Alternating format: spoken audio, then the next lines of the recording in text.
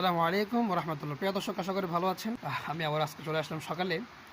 আমি আসলে flash on করেছি কারণ প্রচুর পরিমাণ বৃষ্টি হচ্ছে। মেঘের কারণে আসলে আমাকে দেখা যাচ্ছে না, খুবই অন্ধকার। তো প্রচুর বৃষ্টি হচ্ছে, আপনাদেরকে দেখাই। আসলে এই যে দেখেন, বৃষ্টি হচ্ছে মুষলধারে। বৃষ্টির একটি দোয়া আছে, সেটা অবশ্যই অনেকে জানেন। আল্লাহর হাবিব সাল্লাল্লাহু আলাইহি ওয়াসাল্লাম ইরশাদ করেন, আমাদেরকে শিক্ষা দিয়েছেন যে যখন তোমরা বৃষ্টি দেখো তখন তোমরা এই দোয়া পাঠ করো।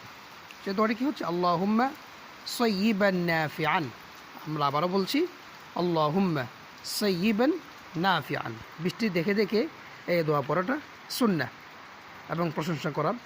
তারপরে আরেকটি দোয়া রয়েছে, যখন রাসূল করিম সাল্লাল্লাহু আলাইহি ওয়াসাল্লাম ভয়ঙ্করভাবে যখন মেঘ দেখতেন, মেঘের অবস্থা যখন ভয়ঙ্কর রূপ নিত, যখন